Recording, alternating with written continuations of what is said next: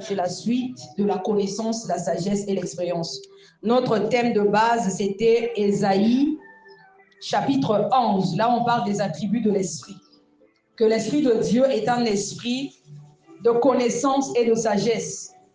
Et on avait défini c'est quoi la connaissance. On avait dit que la connaissance, c'est une idée, une notion, un concept qu'on a de quelque chose ou de quelqu'un. Amen.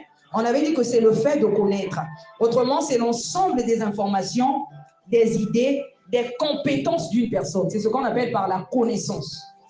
Et on avait également défini la sagesse. Et en parlant de la sagesse, on avait parlé de deux formes de sagesse. Amen. Le mot sagesse, d'abord en grec, sophia. Ça veut dire, c'est la plénitude de l'intelligence. C'est une vision claire des choses.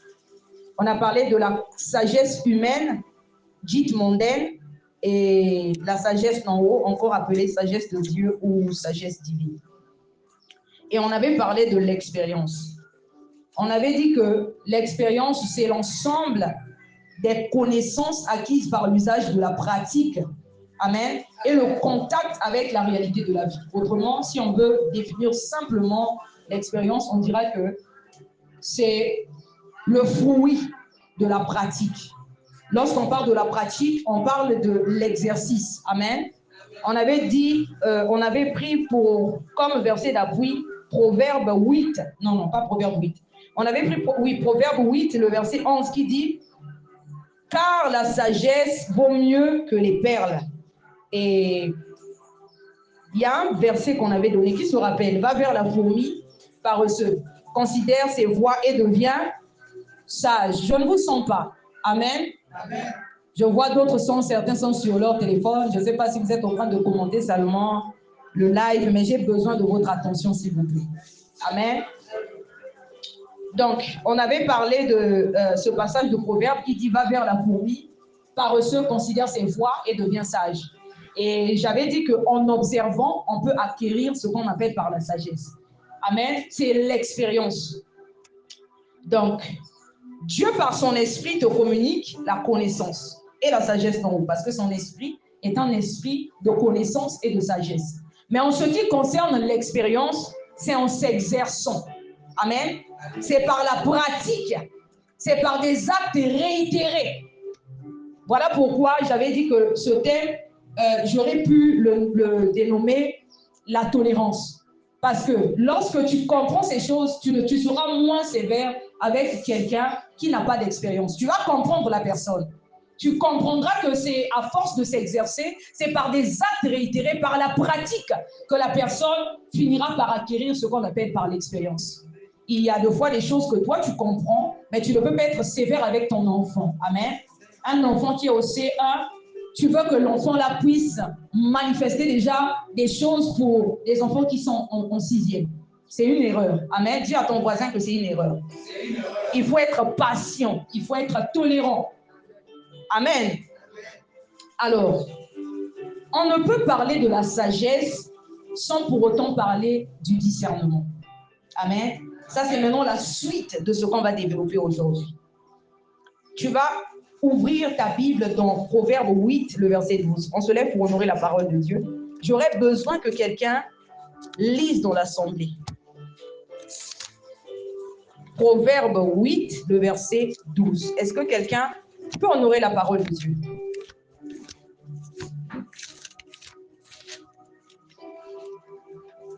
Proverbe 8, le verset 12. Lisons la parole de Dieu. Amen. Moi, la sagesse, j'ai pour demeure le discernement. Et je possède la science et la réflexion. Wow. Amen. On acclame pour la parole de Dieu. Non, tu n'acclames pas bien. En fait, là, tu acclames pour Jésus. Tu n'acclames pas pour moi. Wow. On peut s'asseoir. Moi, la sagesse, j'ai pour demeure le discernement. Et je possède la science. Wow, wow, wow. Lorsqu'on parle de la science, on te parle là de l'intelligence. Amen. moi la sagesse, j'ai pour demeure, non, on te parle là du savoir. Moi la science, j'ai pour demeure le discernement. Et je possède la science de la réflexion. Lorsqu'on parle de la science de la réflexion, on parle de l'art de la réflexion, donc l'intelligence. C'est une façon de te dire que une personne qui manque de discernement, en réalité, manque de sagesse. Amen. Non, tu n'as pas compris. J'ai besoin de ton attention. Si tu avais compris, tu allais acclamer pour la parole de Dieu. Il dit, moi, la sagesse, j'ai pour demeure le discernement. Moi, la sagesse, c'est-à-dire, on ne peut pas dissocier le discernement de la sagesse. Si tu manques le discernement, c'est la preuve que tu manques de sagesse. Et la Bible dit que celui qui manque de sagesse la demande. Amen. À Dieu qui donne à tous. Moi, la sagesse, j'ai pour demeure le discernement. Et c'est quoi le discernement? En parlant du discernement, alors, on est en train de te dire que la sagesse, c'est de discerner. Amen. La sagesse, c'est de discerner.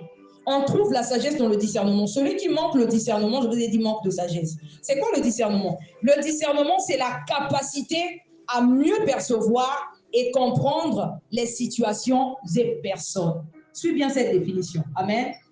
C'est la capacité à mieux percevoir et comprendre les situations et personnes, à distinguer le bien du mal, la vérité de l'erreur. C'est-à-dire, les gens qui ont le discernement, ce sont les gens qui ont la capacité d'anticiper. Moi, je connais quelqu'un comme ça. Amen. C'est-à-dire, vous pouvez tous vous mettre en train de condamner quelque chose. C'est quelqu'un qui va loin. Là où toi, de fois, tu peux t'arrêter, la personne là a une vision plus grande, une vision plus large. Pourquoi? C'est ce qu'on appelle par le discernement. C'est quelqu'un qui voit loin. C'est-à-dire une chose que toi, tu peux trouver anodine, tu fais quelque chose, tu ne remarques pas que ce que tu es en train de faire là, c'est un piège. C'est-à-dire, c'est comme, j'avais pris un exemple comme pour dire que lorsqu'il pleut et qu'il y a des marques d'eau, tu peux constater souvent quand il y a une éponge, ça peut te donner l'impression que c'est quelque chose sur laquelle tu peux poser ton pied. Et quand tu poses le pied, tu te rends compte que c'est une éponge. Tu t'enfonces.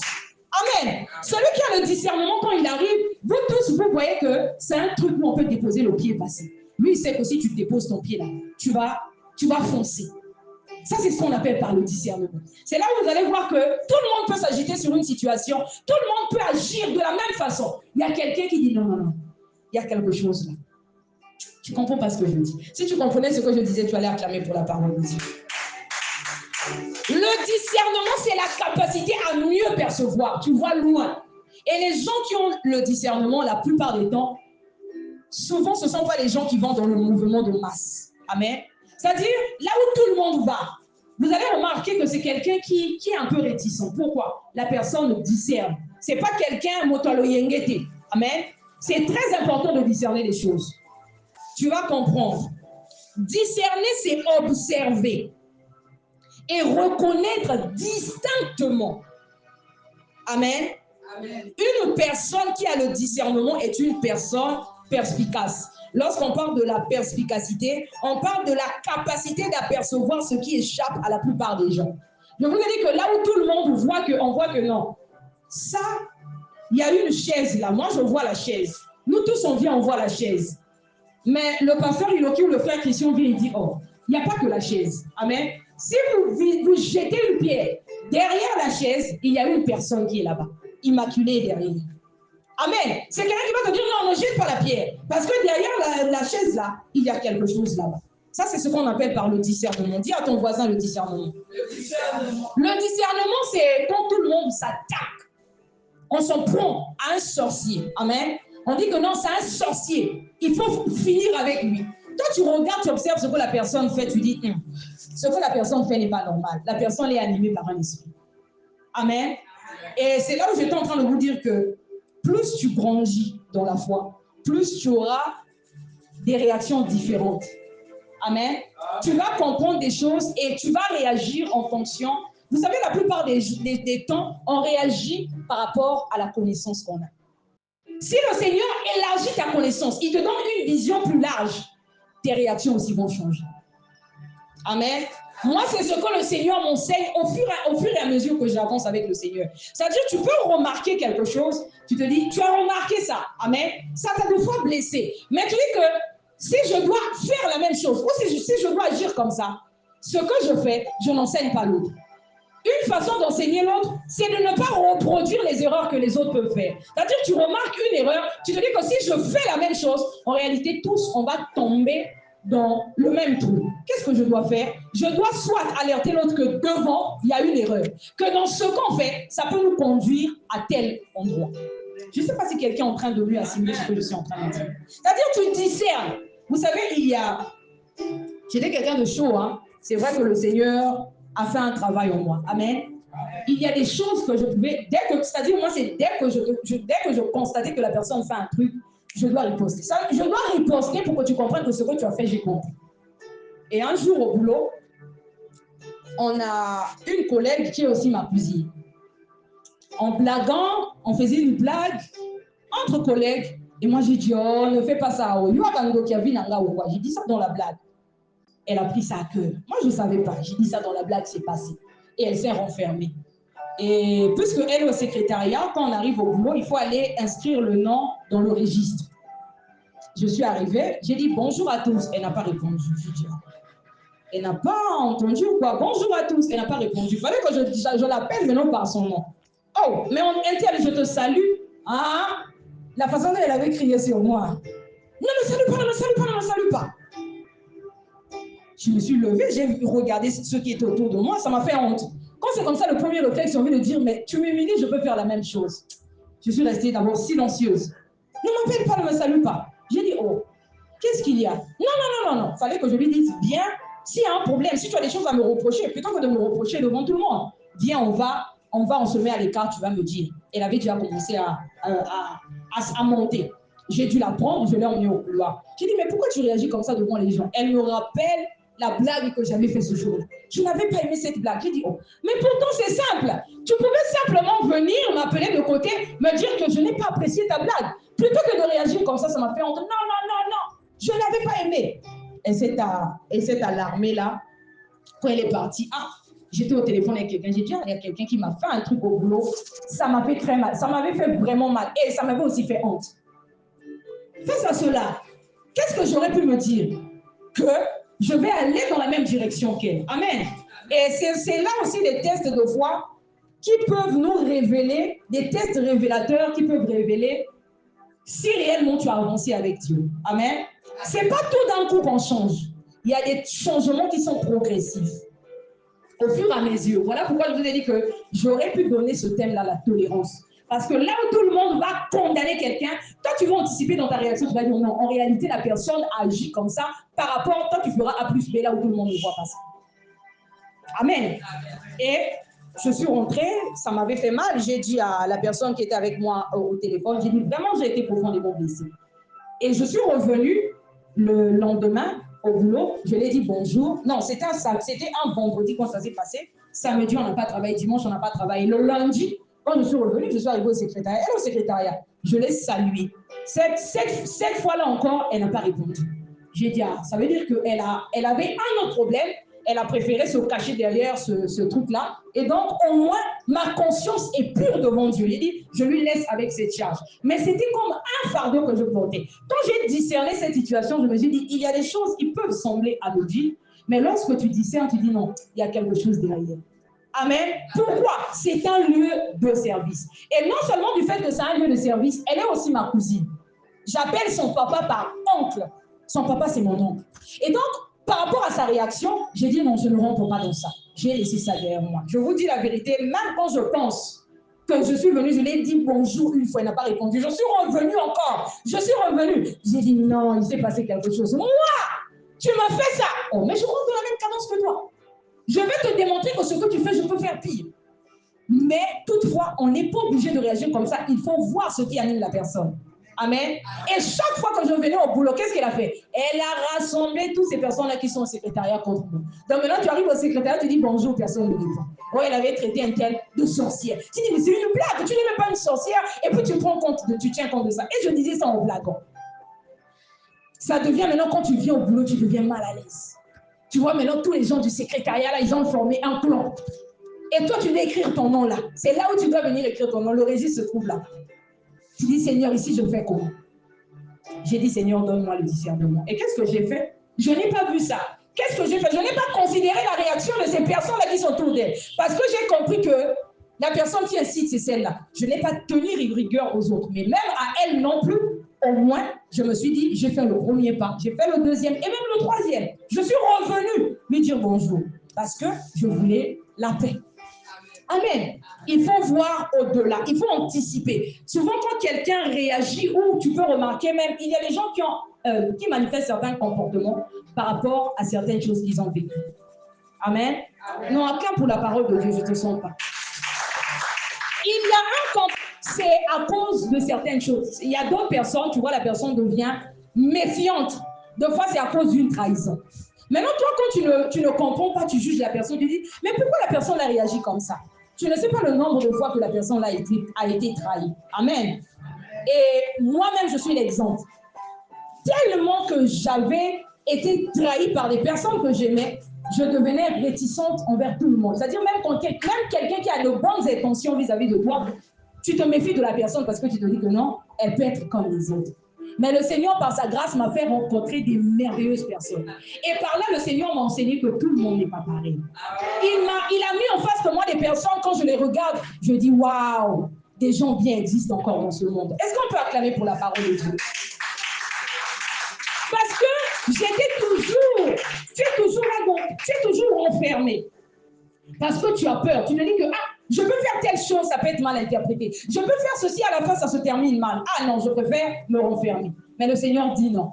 Il envoie devant toi des personnes différentes. Et quand tu regardes, tu dis, ah non, ça veut dire que tout le monde n'est pas pareil. Parce que rien que le simple fait de mélanger tout le monde, tu peux passer à côté de certaines personnes qui peuvent être une source de bénédiction pour toi. Il y a quelqu'un par qui Dieu voulait passer pour te faire du bien. Tellement que toi, tu as déjà mis dans ta tête que tout le monde est pareil. Tu ne fais plus attention. Tu as déjà une... Vous savez, faites très attention avec l'idée qu'on peut avoir d'une personne. L'idée, c'est... Je vous ai dit que la connaissance, c'est une information. Amen. Une idée qu'on a de quelqu'un. L'idée arrêtée que tu peux avoir de la personne peut changer toute ta façon de voir la personne. L'idée seulement que tu peux avoir de la personne peut même changer ta façon d'être. Il y a des gens qui sont méfiants à cause des idées qu'ils ont. Amen. D'autres à cause des vécus, ils ont vécu. D'autres, c'est seulement à cause d'une idée. Je vais vous prendre un exemple, ça va vous faire rire. Quand j'étais arrivée au ministère Bethesda, par exemple, quand je voyais maman Karen, maman Loulou, je la trouvais... C'était pas quelqu'un... Bon, pourtant, c'est quelqu'un d'ouvert, mais je la trouvais un peu renfermée, quoi. Donc, je ne m'approche pas, je regarde. Ah, on dirait Baba Ntugé Vanda, compliqué. Hein? Je suis là dans mon coin, je la regarde. Et je me suis approchée, c'est la communauté, elle aussi. Et au fur et à mesure, un jour, je lui ai dit, est-ce que tu sais que souvent on se trompe quand on regarde les gens? On se trompe de fois par les idées qu'on se fait. On se trompe de fois à cause d'une information qu'on a reçue. Amen. Des compliments que je lui fais, je ne peux pas vous dire. Mais je l'ai dit, j'aurais pu rater ça. Parce que je me fiais, c'est-à-dire je ne te trouvais pas comme ce que je voulais voir de toi. Il arrive qu'on ait une idée en tête. Toi, tu te dis que quand je suis en face d'une maman pasteur ou d'un pasteur, la personne doit être comme ceci. Et quand la personne n'est pas telle que toi tu penses, des fois tu te dis que c'est que la personne là n'est pas la personne qu'il faut. Je ne sais pas si tu comprends ce que je veux dire, même si je n'utilise pas les mêmes mots. Quand je me suis rapprochée, j'ai dit, mais tu es une personne formidable. Finalement, j'aurais pu passer à côté de ça. Pourquoi? Parce que je me suis fiée à ton apparence. J'ai discuté avec le frère Saint, c'était hier. Amen. On discutait sur Matthieu chapitre 23. On va lire cette parole. Vous allez comprendre, vous allez mieux comprendre ce que j'ai envie de dire. On va aller dans Matthieu 23. Ce que j'ai développé, un partage qui m'a fait du bien. Et ensuite, on va revenir. C'est une parenthèse. Alors, il m'avait posé une question par rapport à Matthieu 23. La Bible dit, alors Jésus, parlant à la foule et à ses disciples, dit, les scribes et les pharisiens sont assis dans la chair de Moïse. Faites donc et observez tout ce qu'ils vous disent, mais n'agissez pas selon leurs œuvres, car ils disent et ne font pas. Il dit des fardeaux pesants et les mettent sur les épaules des hommes, mais ils ne veulent pas les remuer du doigt. Ils font toutes leurs actions pour être vus des hommes, ainsi ils portent de larges phylactères. Là, on parle de l'apparence. Amen. Ils portent de larges phylactères et ils ont de longues franges à leurs vêtements. Ils aiment la première place dans les festins et les premiers sièges dans les synagogues. Ils aiment à être salués dans les places publiques et à être appelés par des hommes rabbis. Mais vous, ne vous faites pas appeler rabbi, car un seul est votre maître et vous tous frères, ainsi de suite. Le frère voulait mieux comprendre par rapport à ça. Amen. Et moi, qu'est-ce que ce passage de Matthieu 23 nous enseigne? Le Seigneur Jésus commence en disant à la foule et aux disciples, ne vous comportez pas comme les scribes et les pharisiens. Lorsqu'il dit qu'ils sont assis dans la chair de Moïse, c'est comme si on te dit que tu es assis dans la parole. C'est comme si on te dit que tu as la maîtrise de la parole. Amen. Que tu connais les Écritures. Mais après, il dit, faites donc et observez. Tu vois que le Seigneur Jésus est en train de leur dire que ils sont assis. C'est-à-dire, ils reconnaissent qu'ils ont la maîtrise. Mais il dit, faites donc et observez tout ce qu'ils vous disent. Est-ce que quelqu'un comprend ça? Vous savez, deux fois quand on regarde l'apparence, tu peux écarter quelqu'un seulement à cause de l'apparence de la personne. J'ai pris l'exemple du frère Saint. J'ai dit, moi quand j'étais nouvellement arrivé au ministère Bethesda, l'apôtre quand il prêchait, il venait pas, quand je venais, je ne le voyais pas comme d'autres pasteurs qui, quand tu vois, la personne est en veste et tout, il était souvent relax les samedis. Maintenant, si tu es quelqu'un qui te fait seulement à l'apparence, et puis tu le vois, il est jeune, tu peux le dire, ah, mais ça aussi c'est quoi? Amen. Tu peux le juger. Mais quand je venais, bien qu'il était relax, je ressentais une particularité dès qu'il ouvrait sa bouche pour parler. Et je disais au frère qui, le frère qui m'avait emmené, je lui disais, ah, il a quelque chose en lui. Amen. Quand il prêche, je ressens un truc particulier quand il ouvre sa bouche pour parler. Mais quand tu le regardes, c'est pas comme ce qu'on voyait. Quand on partait à l'église, tu vois, ils sont toujours cravate, veste, tu sais qu'il y a un pasteur. Mais quand tu vois, tu viens, tu vois un type de fois polo, de fois t-shirt, tu dis, mais ça c'est quoi? Et ici, le Seigneur enseigne les disciples.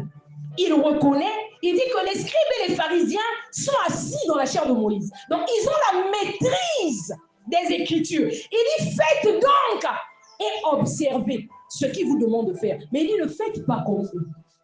Ah, est-ce que quelqu'un comprend cette part? C'est-à-dire, toi, tu peux écarter quelqu'un, tu regardes. Comment il peut s'habiller comme ça? Tu regardes seulement le physique de la personne.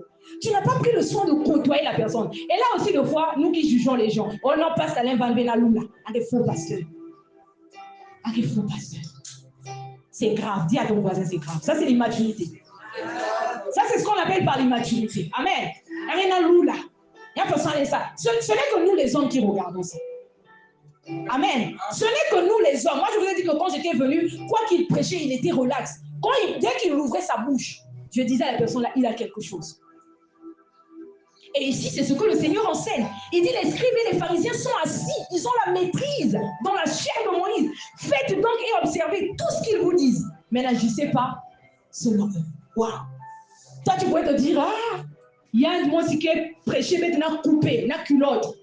Ah, mais tout le dit à t-shirt. De fois que quiz dit, mais ça le casque. Là, on a ça le casque en haut, na basket, na démarche, na plascar. On a prêché mon équipe. On a prêché mon équipe. Ça, c'est une maturité. Amen. Il faut voir au-delà. Dis à ton voisin, il faut voir au-delà. Il y a même des réactions. Quelqu'un peut avoir même une réaction. Là où tout le monde condamne, toi tu discernes, tu dis, ça c'est pas normal. Et plus tu développes le discernement, moins tu auras des problèmes. Vous savez, il y a des erreurs qu'on a faites simplement parce qu'on avait manqué de discernement. Moi-même qui vous parle là, j'ai fait beaucoup d'erreurs par manque de discernement. C'est-à-dire là où il ne fallait pas répondre de fois à une provocation, tu as répondu, c'est parti plus haut. Parce que tu as répondu. Or, si deux fois tu t'étais tué, ça aurait pu passer. Tu aurais pu laisser la personne avec son Dieu. Mais deux fois, toi, tu as réagi. Quelqu'un t'a provoqué, tu as fait comme la personne. Bon, là, deux fois, on n'enseigne pas l'autre. Amen. Deux fois, pour enseigner, là où quelqu'un, toi, tu vois une provocation, tu dis non, je ne rentre pas dedans. Tu dis, c'est pas toi. Derrière ce que toi, tu fais, l'ennemi veut m'entraîner dans quelque chose. Je ne rentre pas dedans. Jésus dit à Pierre, arrière de moi, Satan. Vous êtes sûr que quand Jésus appelait Pierre, la preuve en est, lorsqu'il laisse l'église, Il dit quoi à Simon-Pierre? Il donne la responsabilité à Pierre. Amen. Ils étaient 12. Il dit à Pierre, Simon-Pierre, aimes-tu paie mes troupeaux? Mais ce même Pierre-là, Jésus l'a dit un jour, arrière de moi, Satan. Donc, ça dit que Satan était passé par Pierre. Maintenant, toi et moi, qui sommes-nous pour être de fois épargnés dans ça? Il faut voir le discernement. Amen. Tu vois, tu remarques une réaction, tu dis non, ça c'est pas normal. Tu vois tout le monde, oh, non, non. Toi tu dis non, ne regardez pas la personne là dans ce qu'elle fait. Il faut voir plus loin. Il y a même des choses que Satan peut vous inciter. Hein. Des fois, c'est seulement pour emmener quelque chose de pire, de fois dont vous ne soupçonnez pas. Je vous ai dit que même dans les familles, il y a des familles qui se sont divisées aujourd'hui. Ils sont allés loin, tellement ils ont affranchi ce qu'on appelle par, comment on appelle ça? J'ai envie d'appeler ça, c'est comme la dernière goutte qui fait déborder le vase. C'est-à-dire là où ils sont arrivés, ils ne peuvent plus arranger. Pourquoi des fois? Parce qu'ils se sont laissés entraîner dans des choses. Ils ont manqué de discernement. Vous vous êtes laissés entraîner, vous êtes partis. Vous ne comprenez pas que le but de l'ennemi là, c'est seulement vous diviser. Quand vous dites, j'avais fait une prédication la fois dernière, j'étais en train de vous dire qu'il y a une différence entre la séparation et la division. Amen. La séparation, de fois, c'est bon pour la paix. De fois, c'est bon. Amen. Il y a des gens, de fois, tant que tu es avec eux, tu vas se tromper, tu vas pécher. De fois, tu prends du recul, mais toutefois, on voit Abraham se séparer de l'autre, mais lorsque l'autre a un problème, il va voler à son secours. Il va se battre pour son neveu. Mais toi, de fois, quand tu dis, oh non, marque bien, marque bien, c'est du mensonge, de fois, tu dis ça. De fois, quand tu apprendras que l'autre a un problème, tu seras de fois incapable de prier. Tu vas même lui souhaiter du mal parce que tu t'es séparé de l'autre. Amen. Tu vas de fois lui souhaiter du mal. Ça, c'est la division. Ça, c'est pas la séparation seule. Dieu n'est pas pour la division. Parce que dans la division, là, il y a comme un trait au milieu. Dans la division, il y a l'ennemi au milieu. Amen. Dans la division, il y a l'ennemi au milieu. Dans la séparation, c'est important de fois. De fois, c'est important pour le bien de soi. Parce que la Bible te dit que les bergers de l'autre commençaient à se disputer avec les bergers d'Abraham. Abraham voit ça, il dit non. Il ne faut pas qu'on arrive loin. Amen. Ça, c'est ce qu'on appelle par le discernement. Dis à ton frère le discernement. Il dit, toi, va de ton côté, moi aussi de mon côté. Du moins, ça sera une façon d'éviter les problèmes. Il a vu loin. Il a discerné que si on continue comme ça, on va aller loin. Donc, deux fois, tu te mets à l'écart. Il y a des mamans, de fois, dans la famille qui observent et disent, il y a la jalousie dans cette famille-là. Il provient de ses enfants. Je ne suis pas contre vos frères et sœurs, vos cousins et cousines, mais attention. Amen. Tu vois la maman prévenir ses enfants. Attention. Ils se mettent à l'écart. Mais pas comme des gens qui ont des problèmes. Lorsque les autres auront des problèmes, ils vont aller. Ils vont voler au secours. Ils ont des contributions. Ils vont donner. Ils vont aller assister les autres. Ça, c'est ce qu'on appelle par la séparation. Donc, il y a des choses de fois, là où toi, tu trouves que tu vois, oh, c'est une chose anodine, ça peut faire un gros dégât. Il y a des petits problèmes de fois que les gens soupçonnaient, ont minimisé dans les communautés qui ont fait des... Ça a même fermé des églises. Amen. Je vous dis la vérité. Pas de fois vous renseigner. Un petit problème. Là où de fois, toi, avec un peu de discernement, tu allais dire non, laisse pas ça. Ça, c'est l'ennemi. Tu te mets en prière et tu dis non, non, non, on éteint ce feu-là. Deux fois par manque de discernement, toi, tu donnes maintenant le charbon. Là, bah, cool. Tu sais pas que ce que tu fais là, c'est que tu es en train de mettre le feu, tu es en train de détruire. Que quand Dieu va demander des comptes, il va te demander aussi à toi des comptes. Imaginez seulement une œuvre pour laquelle Dieu a donné son fils. Comment tu vas payer ça? Tu vas le fois chercher, qu'est-ce qui ne marche pas dans ma vie? Dieu te frappe pour ce que tu as fait. On doit faire très attention, surtout avec les détails. Le diable est de fois dans les détails. Hein. Maman Maria, le diable est de fois dans les détails. Une petite chose. Vous savez, moi, j'ai eu un problème. Pardonnez-moi aujourd'hui, je vais prendre mon exemple. C'est important. Amen. J'ai eu un problème grave parce que j'avais pu remarquer quelque chose qui n'était pas ça. Et c'est comme on dit, tu as construit une maison sur ce problème-là. Tu as dit, tu as bâti une maison. Et Dieu merci, j'étais en face de quelqu'un qui a le discernement. Et un jour, quand on est arrivé, quand on a parlé de la chose, la personne me dit, mais Priscilla, je comprends que le diable est malin.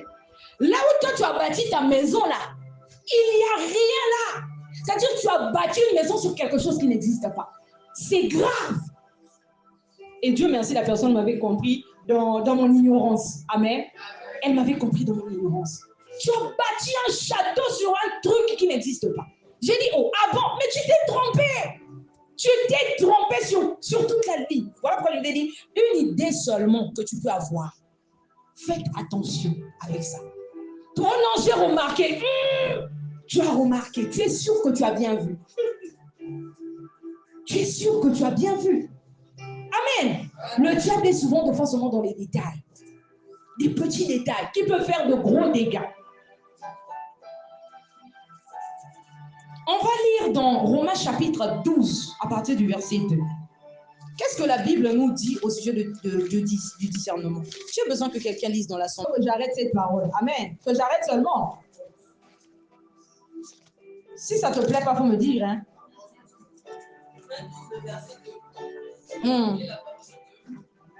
Ne vous conformez pas au siècle présent, mais soyez transformés par le renouvellement de l'intelligence, afin que vous discerniez quelle est la volonté de Dieu, ce qui est bon, agréable et parfait.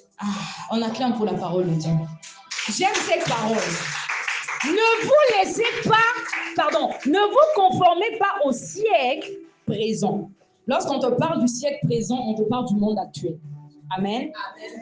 Ne vous laissez pas conformer au siècle présent, mais soyez transformés. Que quelqu'un dise avec moi, soyez transformés. Lorsqu'on parle de la transformation, on parle du changement. Amen. Soyez transformés par le renouvellement de l'intelligence. Je m'arrête d'abord là. Donc, tu comprends que c'est le renouvellement de l'intelligence qui transforme. Ah, tu n'es pas arrivé là où je suis. Sinon, tu allais acclamer. Soyez transformés par le renouvellement de l'intelligence. Ça veut dire que tant que ton intelligence n'est pas renouvelée, il n'y a pas de changement. Pourquoi tu n'acclames pas? Pourquoi tu prends cette parole? Soyez transformés. Donc, soyez changés par le renouvellement. Ça veut dire que ton changement commence lorsque ton intelligence est renouvelée. Et c'est un travail que le Saint-Esprit fait lorsqu'il vient dans la vie d'une personne.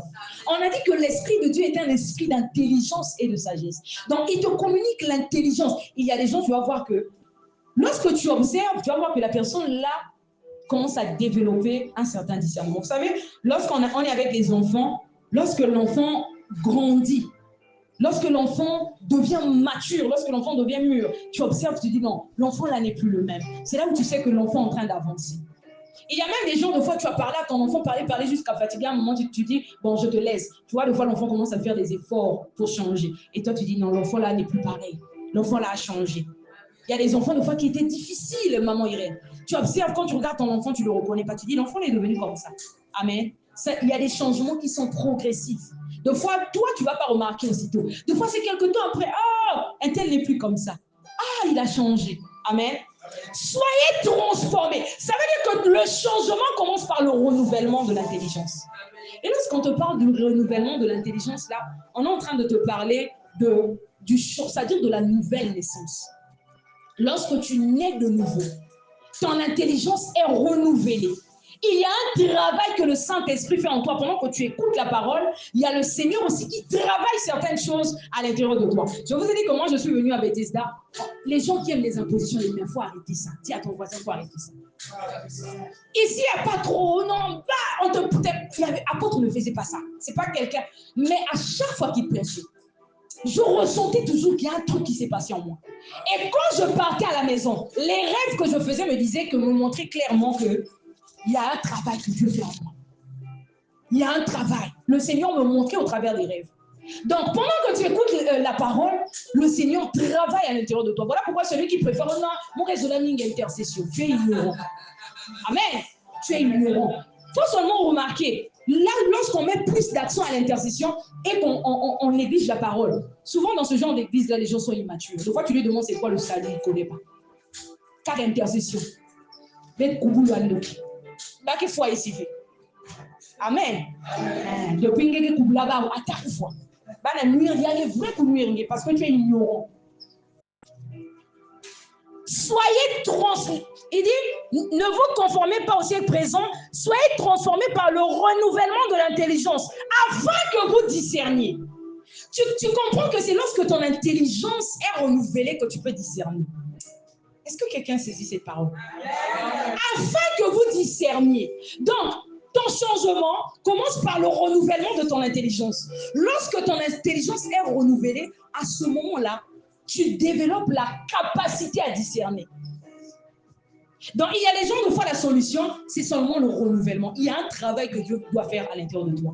Et de fois, à partir de là, une situation que tu pouvais regarder, dire que non, tu regardes, tu dis non. Ne vois pas seulement la réaction là. Derrière cette réaction-là, il y a quelque chose. Tu vas voir de fois ton mari, ta femme, quelqu'un, où toi-même tu vois que la personne là t'aime. À tel point, la preuve en est de fois mes coups et Amen. Tu arrives maintenant face à la personne, tu vois la personne commence à manifester un certain comportement. Quand toi-même tu discernes et tu dis non, est-ce que ça c'est normal? Non, c'est pas normal. La façon dont elle-même ne peut pas se comporter comme ça. Vous savez, il y a des gens, non seulement de fois, de fois la personne peut faire des actes pour te prouver qu'elle t'aime. Amen. Mais il y a aussi des personnes où Dieu lui-même vient te démontrer que la personne la t'aime. Amen. Il y a des gens, ce n'est pas la personne qui te montre qu'elle t'aime. C'est Dieu qui vient te révéler à quel point la personne t'aime. Bon, maintenant, tu vas voir une personne comme ça manifestant caractère. Toi, tu regardes, tu dis, comment une personne à qui Dieu a rendu témoignage que la personne la même? C'est pas moi qui ai vu, parce que moi, je peux me tromper. Oui, moi, je peux me tromper. L'être humain, tu peux regarder, tu dis, ah, un tel même. Deux fois, tu te trompes. Amen. Ah oui, deux fois, toi, tu te fies seulement à ce qui est, comment on peut dire, qui est superficiel. Mais Dieu qui voit jusque dans le cœur, il te rend témoignage, il te montre que la personne la t'aime. Bon, maintenant, tu vas voir une telle personne manifestant un certain comportement. Il faut discerner, non, ça, c'est pas normal. Parce que la façon dont une personne à qui Dieu a témoigné son amour, c'est pas possible. Tu discernes. Et là où, des fois, il devait avoir bagarre dans la maison, toi, tu dis non. Ça, c'est l'ennemi qui est en train de vouloir créer quelque chose. Des fois, ça sera seulement une petite dispute. Des fois, c'est ce que l'ennemi attend. Après la dispute, là, un océan de problèmes. Quelque chose que tu aurais pu éviter avec un peu de discernement.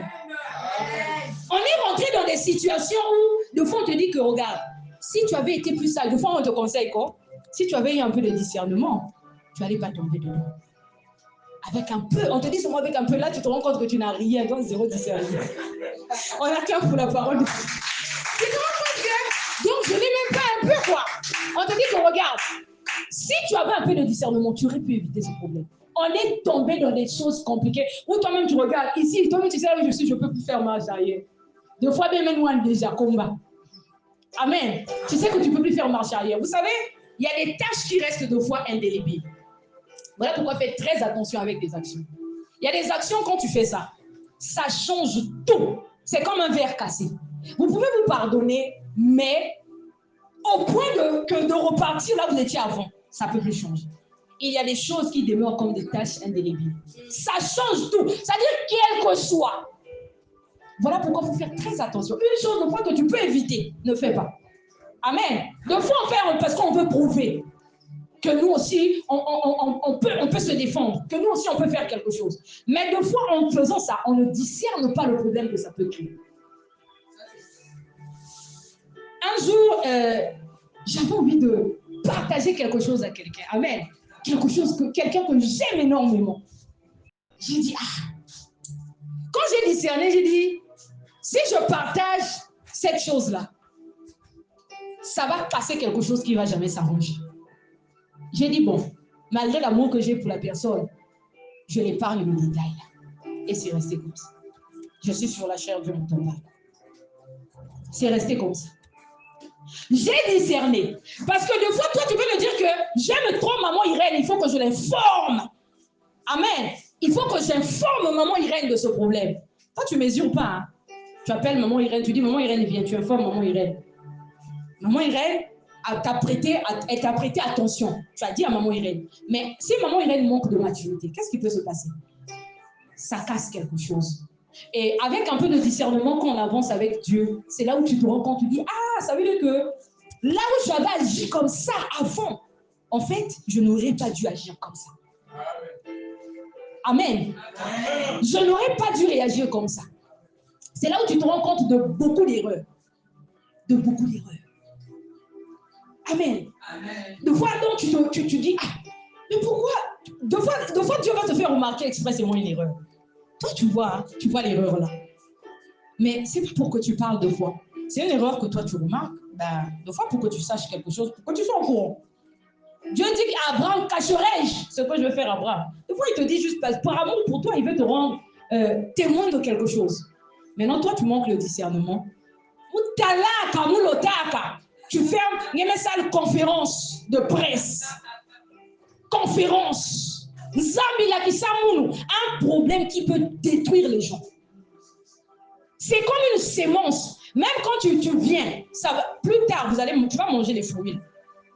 Tu ne vas pas le voir aimer. Tu te rends compte, à cause de moi, les gens sont arrivés là. Si je n'avais pas parlé, les gens sont arrivés là.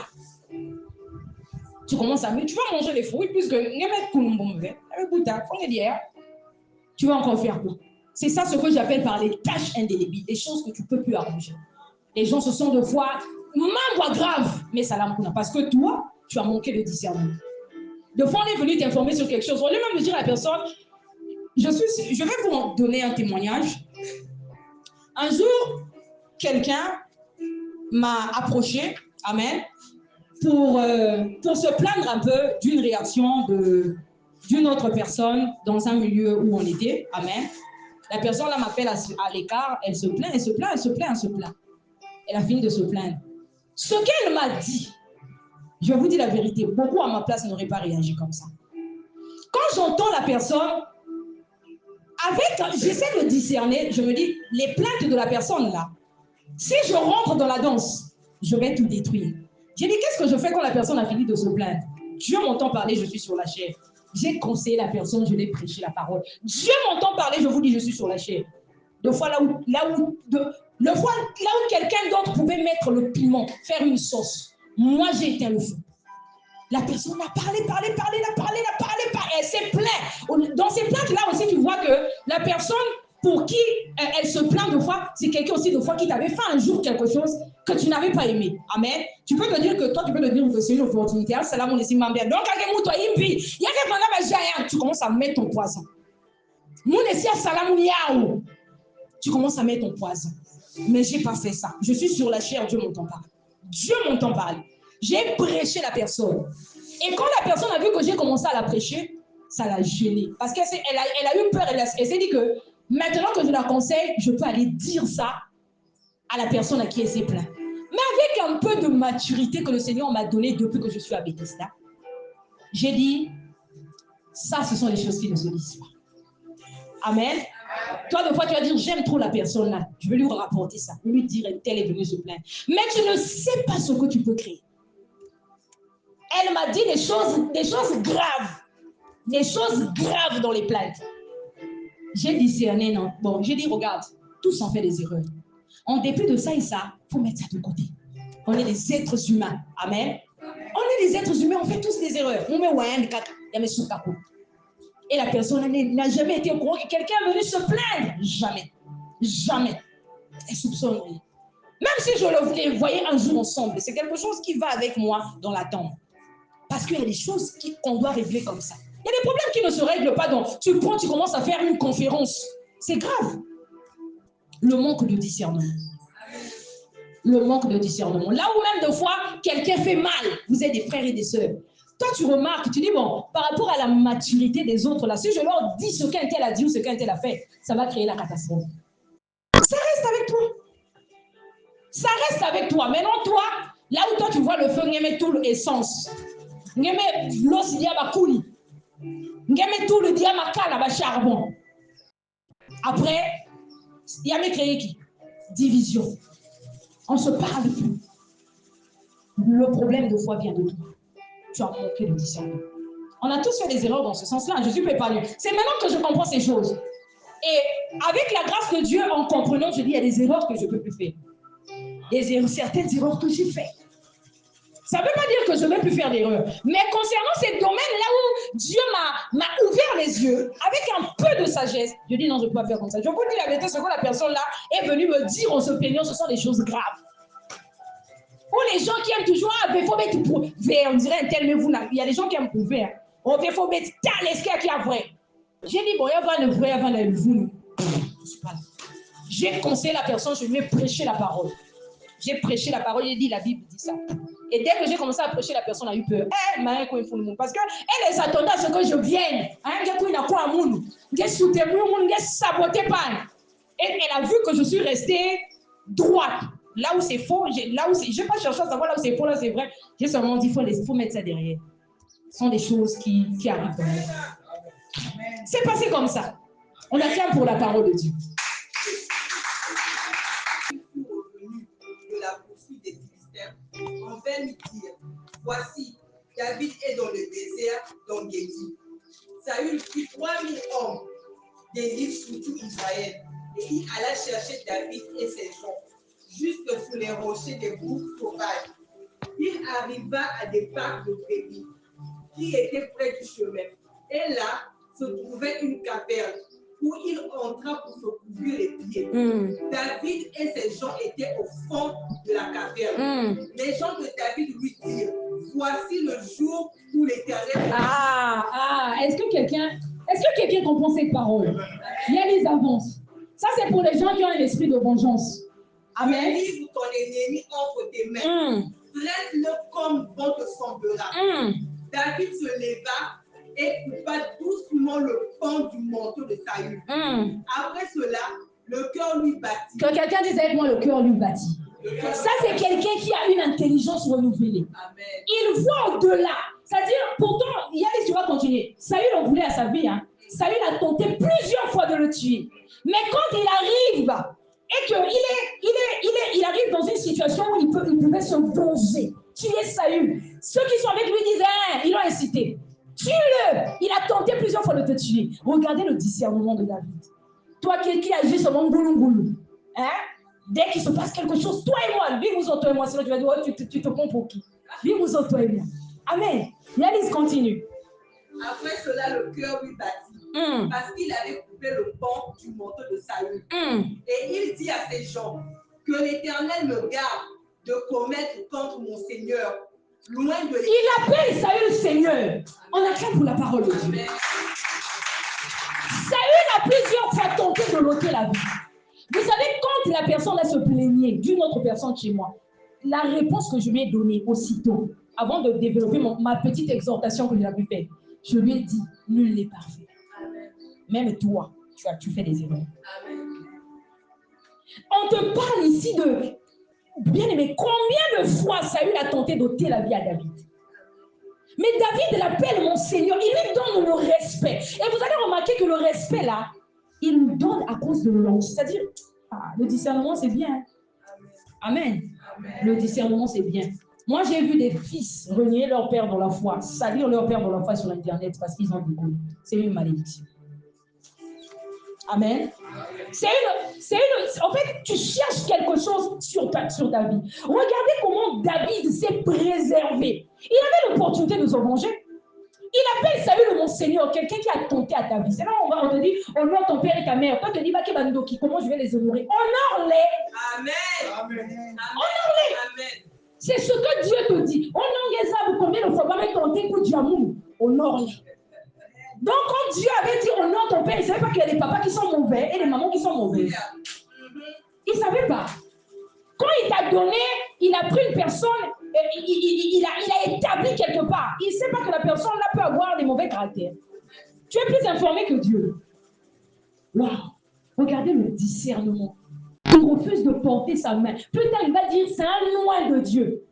En gros, vraiment, tu n'as pas de problème. Mais à la maison, c'est un loin. Continue, Yalis. Et il dit à ces gens que l'Éternel me garde de commettre contre mon Seigneur, loin de l'Éternel, une action telle que de porter ma main sur lui, car il est loin de l'Éternel. Il a dit quoi? Il est loin de l'Éternel. Continue, Alice. Par ces paroles, David arrêta ses gens et les empêcha de se jeter sur Saül. On a clair pour la parole de Dieu. Si il y a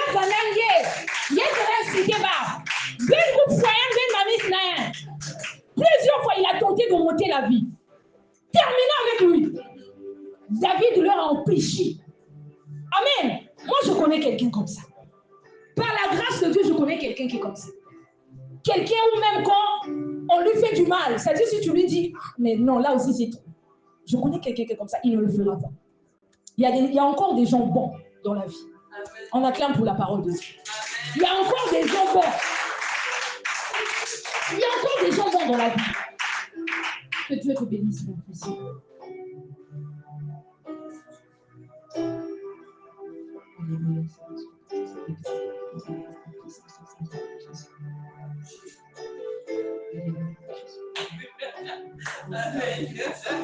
Amen. Il y a encore des gens bons. Donc là où toi tu peux venir, tu dis, Ben Manis Nayan, il a temporisé. Il a temporisé. Je vais lire dans la suite. Yalis, tu peux t'arrêter là. Après cela, David se leva. Non, je vais relire le verset 8. Par ces paroles, David arrêta ses gens. Il a éteint le feu. Il a éteint le feu. Si il y a une maison, il y a un paquet, il y a réserve. Ma cala, ma essence, ma allumette. Une fois, il y a un poche. Il y a un salade, ma essence. On te dit que David arrêta ses gens et les empêcha de se jeter sur Saül. Puis Saül se leva pour sortir de la caverne et continua son chemin. Après cela, David se leva et sortit de la caverne. Il se mit alors à crier après Saül. « Oh roi, mon Seigneur !» Saül regardait derrière et regarda derrière lui et David s'inclina le visage contre terre et se prosterna. C'est-à-dire, quand je lis ça, je dis, mais c'est normal que Dieu appelle David l'homme selon son cœur. Moi, je connais un David et une autre David, il y a quelqu'un. Il y a des gens comme ça. Amen. Il y a des gens comme ça, même si tu leur fais du mal. Ils ne vont pas faire... Écoutez, et comprenez bien ce que je dis. On fait des fois semblant de pardonner. Il y a des gens qui ne font pas semblant. C'est sa nature. Il ne t'en veut pas pour de vrai. Elle ne t'en veut pas. Il ne fait pas semblant. Il quand vous avez semblant, ce n'est pas des il y a des gens qui ne font pas semblant. C'est sa nature. Ça, c'est ce qu'on appelle par le renouvellement. Vous savez, concernant les fruits de l'esprit, le Seigneur m'avait fait comprendre quelque chose. On appelle ça fruit parce que c'est ce qu'on produit. C'est naturel. Si tu prends le noyau d'un avocat, tu plantes. Naturellement, les avocats, ça va produire des avocats. Parce que c'est la nature de l'arbre. C'est la nature de la sémence. Amen. Donc, c'est comme quelqu'un qui a une intelligence renouvelée. Lui, il ne force pas ça. C'est-à-dire, Dieu l'a changé de l'intérieur. Donc, tu auras l'impression qu'il fait semblant. Ah, de toute façon, vous savez rien. Non, c'est là semblant. Non, moi, je connais des gens comme ça. Tu vois, la personne est vraie. Toi, tu as beaucoup déconné. La personne est vraie. Fais pas semblant. Non, semblant, mais il t'a pardonné aussi pour de vrai. Il t'ouvre aussi les bras pour de vrai. Il est aussi sincère dans son amour. Toi, le frère, sinon, on va la rancunier ou rancunière. Mais dans ton cœur, si vous voilà transparent, maman, on voit ici la réaction de David. Il se leva et sortit. On te dit dans la suite que David dit à Saül, pourquoi écoutes-tu les propos des gens qui disent, voici David cherche son malheur. Attention aux propos. On dit, puis l'amour, c'est quoi? Pourquoi tu écoutes? Il faut avoir le discernement. Tout ce qui peut parvenir à tes oreilles n'est pas toujours vrai. Et même des fois, ce que tu peux percevoir. Moi, j'avais perçu quelque chose sur quelqu'un jusqu'à ce que Dieu vienne me révéler la vraie version. Tu as pensé une chose fausse. Et puis, des fois, tu as bâti une pas du temps qu'on ne voit étage. C'est Dieu qui est venu me révéler la véritable nature de la personne. Voilà pourquoi je veux dire à quelqu'un, même quand tu ne fais pas confiance en quelqu'un, fais confiance au témoignage que Dieu te donne de la personne. Aussi bizarre que peut sembler être la personne, aussi bon que peut sembler être la personne, prends en compte le témoignage que Dieu te donne. Est-ce qu'on peut corrompre Dieu? Oh non, peut-être vous devez foutre une bon, pourquoi continue maman ne me pas? Maman me dit, mais foutre une bon. Oh non, va révéler après si que vous va bien. Dieu ne se trompe pas. Lorsque Dieu te révèle sur quelqu'un, fais confiance au témoignage. C'est-à-dire, moi, là où je suis là, les gens que Dieu lui-même a déjà pris de donner le témoignage de l'Esprit, ils sont sauvés, ces personnes. Amen. C'est-à-dire, quelles que soient les erreurs qui peuvent manifester, je vais comprendre que ce sont des erreurs. Parce que le témoignage que Dieu donne de ces personnes-là, ça c'est le vrai témoignage, c'est la vraie version. La vraie version, c'est la version de Dieu. La version que Dieu te donne. Amen.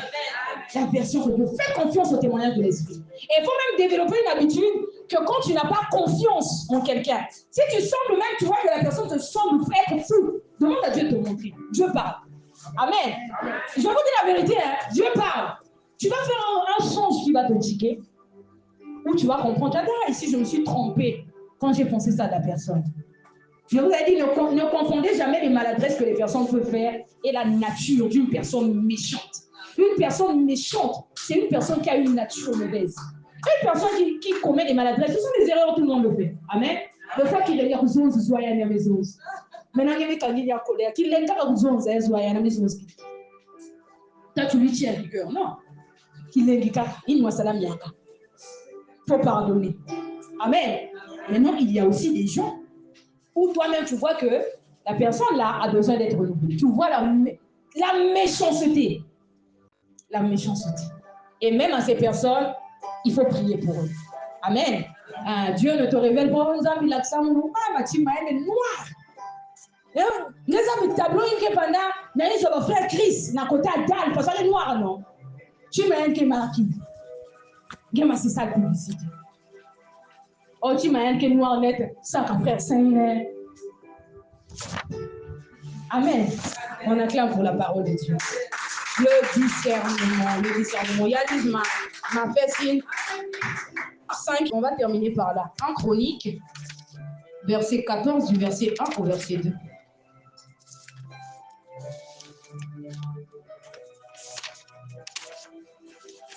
Tu dois apprendre l'Éternel. En Chronique 14, verset 1 au verset 2. Hiram, roi de Tyr, envoya des messagers à David et du bois de cèdre et des tailleurs de pierre et des charpentiers pour lui bâtir une maison. Amen. David reconnut que l'Éternel a permis comme roi d'Israël. On acclame pour la parole de Dieu. Le discernement. C'est-à-dire, tu vois au-delà. Il y a même des choses qui sont des signes, qui sont des bipas. De fois, on ne prête pas attention. Dis à ton voisin le discernement.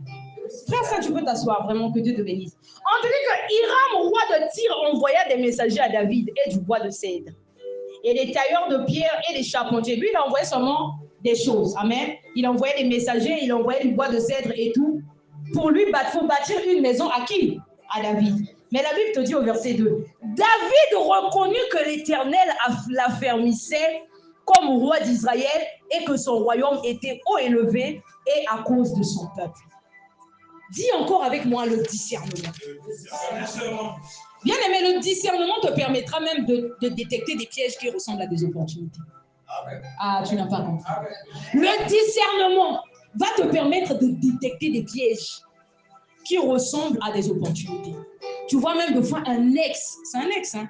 Des fois c'est quelqu'un que tu avais aimé, qui t'appelle, oh non, je suis à Pointe-Noire. Tu dis quoi? Maintenant c'est quelqu'un que tu avais beaucoup aimé. Encore un là. Et puis tu galères. Je suis à Pointe-Noire, tu dis quoi? On a des fois 2 mois. Facture à courant, mais il souka pour bien. Bon, tu sais dans ton cœur que tu vas tomber. 2 fois, tu sais. Tu regardes ça comme opportunité. Oh, 2 fois, libérer moi quelque chose. Tu vas là-bas. Après, il me dit, oh, Jésus, Seigneur, tu es le Dieu compatissant. Non à la colère, riche en bonté en fidélité. Il y a beaucoup de mbaki, beaucoup de mbaki dans le Seigneur. Oh, toi-même, tu sais que tu pouvais tomber dedans. Tu sais que tu es parti. C'est-à-dire avec un peu de discernement, ce que je vous rends comme témoignage, j'ai vécu ça. Hein? Amen. J'ai vécu ça. Et c'est quelqu'un aussi qui me dépannait beaucoup. Mais je suis à Pointe-Noire, tu dis quoi? Et ce qui est bien chez moi, Dieu m'avait prévenu. J'avais fait un rêve où on me parlait d'un test on appelle ça le test de quoi? Il y a un mot. Après, un mot, il appelle ça. S'il était là, il allait dire, tu vois, tu dirais, t'as lavé. Il y a un mot. C'est-à-dire, dans le rêve, on est venu me dire que c'est un test pour voir jusqu'à quel point, mais en tout cas, on était venu me dire que c'est un test. Je me suis réveillée, j'ai parlé avec quelqu'un au téléphone, j'ai dit, moi j'ai fait un rêve, mais on est venu me dire qu'on va me tester. Mais je ne m'attendais pas, je ne savais pas, on va me faire un test. Et peut-être 2 ou 3 jours, quand c'est comme ça, des fois, tu vas même oublier. Bonjour, comment ça va? Ah, mais je suis... c'est la personne qui m'avait dit de lui-même, oh, j'ai quelque chose pour toi. Et toi-même, tu sais que quand la personne te dit j'ai quelque chose pour toi, tu sais que c'est impossible que ça soit moins de 50 000. Tu sais que si c'est vraiment petit, c'est que c'est 50, sinon plus. Maintenant, la personne te dit j'ai quelque chose pour toi. J'ai dit, ok, bon, tu as quelque chose pour moi. Maman qui va là. Oh, je rentre demain, tu dis quoi? Mais il y a Momo RTL, il y a Momo RTL. Non, tu ne peux pas venir. Je suis désolée, je ne peux pas venir. Ah. Donc, je repars, on ne se voit pas. Ben, je suis désolée. La personne a pu donner l'argent. J'ai compris que derrière l'argent là, il voulait autre chose. On a capté la parole de Dieu.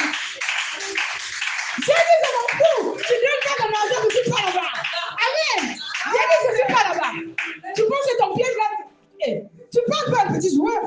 Ces choses-là, je connais. Amen. Je suis passé par là, les pièges là, j'ai détecté. Et j'ai compris pourquoi le Seigneur était venu. Ah, Dieu est bon.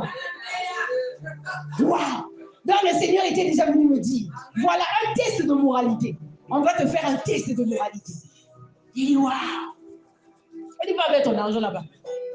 C'est ton problème. Amen. Oh, bien aimé, acclame encore très fort pour le Seigneur. Est-ce que quelqu'un a été béni par cette parole? Si tu as été béni, acclame. Tous ces cris de joie. Je vais inviter le pasteur Iloki. Il va prier pour cette parole. Et ensemble, on va prier pour que le Seigneur nous donne le discernement, que le Seigneur travaille.